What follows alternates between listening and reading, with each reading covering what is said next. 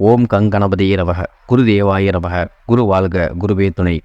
எப்போதும் சுறுசுறுப்பாய் இயங்கிக் கொண்டிருக்கும் கன்னிராசி அன்பர்களே, இந்த வருடம் இயற்கை முழு சுபகிரகமான குரு பகவான் மே 1ஆம் தேதி தமிழ் சித்திரை 18ஆம் தேதி உங்கள் ராசிக்கு 8ஆம் இடமான மேச ராசியில் இருந்து 9ஆம் இடமாகிய ரிஷபத்திற்கு பெயர்ச்சி ஆகிறார். கடந்த 2 ஆண்டுகளாக எடுத்த காரியங்களில் தடை, கணவன் மனைவியிடையே வாக்குவாதங்கள், பிரிவினை, வேலையில் அங்கீகாரம் இல்லாத நிலை, கடன் தொல்லையால் பிரச்சனை, உடல்நலம் மனநலம் ஒத்துழையாமை போன்ற பலவிதமான கஷ்டங்களால் பாதிக்கப்பட்டு இருந்திருப்பீர்கள். எந்த தெய்வத்தை கும்பிட்டாலும் எந்த பலனும் இல்லை என புலம்பிக் கொண்டிருந்த உங்களுக்கு இப்போது விடிவு காலம் வந்துவிட்டது. குரு பகவானின் அருள் பார்வை உங்கள் ராசியில் விழுவதால் இனிமேல் எதை பற்றியும் நீங்கள் கவலைப்பட தேவையில்லை. வாழ்க்கையில் அடுத்த 1 வருடம் ஒரு பொற்காலம் என்று சொல்லலாம். அதாவது கோல்டன் பீரியடு அப்படின்னு சொல்லலாம். அந்த அளவிற்கு மிகச் சிறந்த ஆண்டாக இந்த குரு பயிற்சி உங்களை மாற்றப் போகிறது. சரி, குரு பகவான் தரப்போகும் பலன்களை பார்க்கலாம் வாங்க.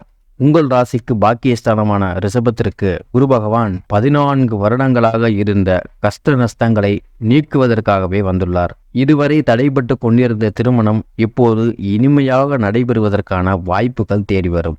கடந்த காலங்களில் நீங்கள் எடுக்கும் முயற்சிகளுக்கு உங்கள் உடல் ஒத்துழைத்தால் மனம் ஒத்துழைக்காது, மனம் ஒத்துழைத்து இருந்தால் உடல் ஒத்துழைக்காது. இதுபோன்ற சங்கடமான சூழ்நிலைகளை நீங்கள் அனுபவித்துக் கொண்டிருப்பீர்கள். இனிமேல் அந்த பயம் உங்களுக்கு இருக்காது. குரு பகவானின் அருள் பார்வையால் உடலும் மனமும் உங்களுக்கு எல்லா வகையிலும் ஒத்துழைக்கும். நினைத்த காரியங்கள் அனைத்தும் நடக்கும்.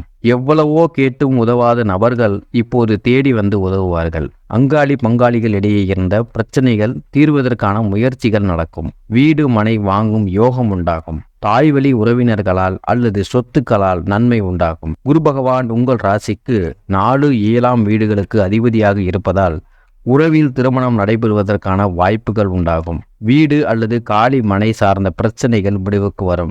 வெளிநாட்டு வேலைக்கு முயற்சிப்பவர்களுக்கு இப்போது வெற்றி கிடைக்கும். குறிப்பாக அரபு நாடுகளுக்கு செல்வதற்கான வாய்ப்புகள் அதிகப்படியாக உருவாகும். வழக்குகளில் வெற்றி கிடைக்கும். தெய்வ அனுகிரகம் நன்றாக இருக்கும். 30 வயது ஆகியும் திருமணம் ஆகாதவர்களுக்கு இப்போது திருமண வாய்ப்புகள் உருவாகும். தொலைதூர பயணங்களால் நன்மை கிடைக்கும். நவம்பர் 2023 முதல் உங்கள் ராசியிலேயே இருக்கும் கேது பகவானால் ஏற்பட்ட மன கஷ்டங்கள், தேவையில்லாத பயங்கள் எல்லாம் இனி காணாமல் போகும். மனதில் தன்னம்பிக்கை பிறக்கும். தெய்வ அருள் பெற்றவர்களின் அன்பும் ஆதரவுகளும் கிடைக்கும். ஆன்மீகத்தில் ஈடுபாடு அதிகமாகும். மகான்கள் சித்தர்களின் ஜீவ சமாதிகளுக்கு சென்று வழிபடக்கூடிய வாய்ப்புகள் உண்டாகும். திடீர் அதிர்ஷ்டங்கள் உண்டாகும். பண கஷ்டங்கள் நீங்கும். கடன் பிரச்சனைகள் தீர்வதற்கான வழிகள் உண்டாகும். உடல் ஆரோக்கியம் பெறும். நோய் நொடிகள் தீர்வதற்கான சரியான மருத்துவ சிகிச்சைகள் கிடைக்கும். முன்னோர்கள் ஆசீர்வாதம் கிடைக்கும். விட்டு போன முன்னோர் வழிபாட்டை செய்யக்கூடிய அமைப்புகள் உருவாகும். குரு பகவான் உங்கள் ராசிக்கு 3ஆம் இடமான விருச்சிகத்தை தன் 7ஆம் பார்வையால் பலப்படுத்துவதால் இதுவரை தடைப்பட்டு கொண்டிருந்த அனைத்து காரியங்களும் வெற்றியாகும். உங்களுடைய இளைய சகோதர சகோதரிகளால் நன்மை உண்டாகும்.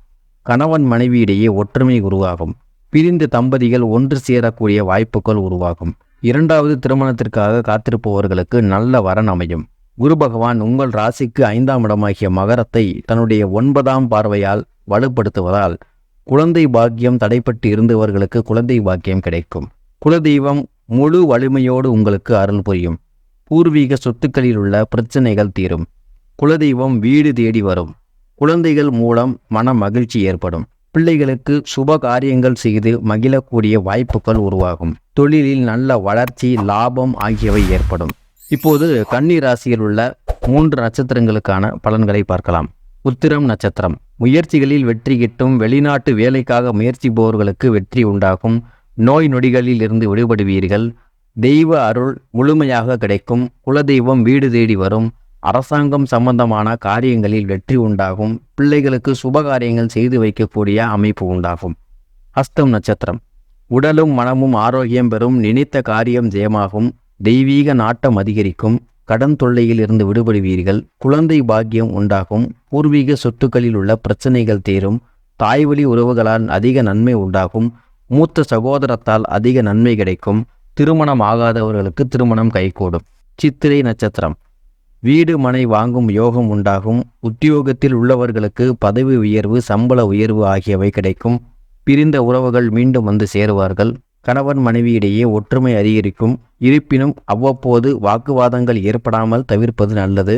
திருமண வாய்ப்புகள் தேடி வரும். முன்னோர்கள் ஆசீர்வாதம் கிடைக்கும். இளைய சகோதரத்தால் அதிகப்படியான நன்மை உண்டாகும். குரு பகவான் மேலும் நல்ல பலன்களை வழங்க செய்ய வேண்டிய வழிபாட்டினை இப்போது பார்க்கலாம்.